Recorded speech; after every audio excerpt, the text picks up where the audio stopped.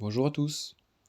L'énergie et la puissance électrique sont deux grandeurs qui sont liées et qu'il ne faut pas confondre. La puissance électrique, généralement notée P, se mesure en watts. Elle est inscrite sur tous les appareils électriques, leur puissance pouvant aller de quelques watts à quelques milliers de watts, comme on peut le voir sur ces exemples. Cette puissance dépend de la tension d'alimentation, U, et de l'intensité du courant, grand I, par la relation à connaître, P égale U fois I. Pour rappel, les unités sont P en watts, U en volts et I en ampères. Il faudra donc convertir I, si l'intensité nous est donnée, en milliampères. L'énergie est notée grand E et se mesure en joules. Cette énergie dépend de la puissance de l'appareil et de la durée d'utilisation petit t. La relation à connaître est E égale P fois T. Attention, la durée doit être exprimée en secondes pour avoir E en joules. Ainsi, deux appareils de même puissance ne consomment pas la même énergie, tout dépend de leur durée d'utilisation. Prenons un exemple, une cafetière et un appareil ont chacun une puissance égale à 1000 watts. La cafetière est utilisée pendant 30 secondes.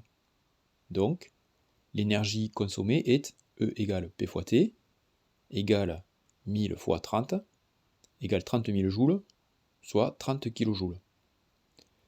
L'aspirateur, lui, est utilisé pendant 6 minutes. Donc, l'énergie consommée est E égale P fois T, égale 1000 fois 6, fois 60, pour convertir T en secondes.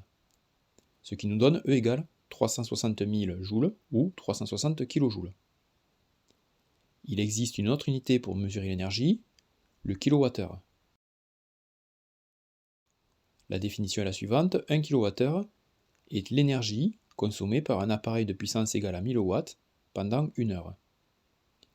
Donc, cette énergie est égale à 1000 fois 1 heure, c'est-à-dire 3600 secondes, ce qui nous donne E égale 3 600 000 joules. Donc, 1 kWh égale 3 600 000 joules, ou 3600 kJ. On consomme donc plus d'énergie, plus la puissance des appareils est élevée, et plus la durée d'utilisation est importante. D'où l'intérêt aujourd'hui d'utiliser des dispositifs basse consommation.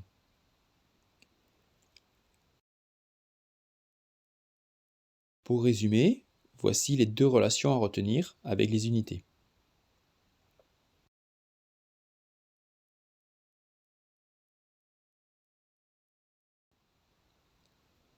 Si tu veux poser une question ou laisser un commentaire, j'y répondrai.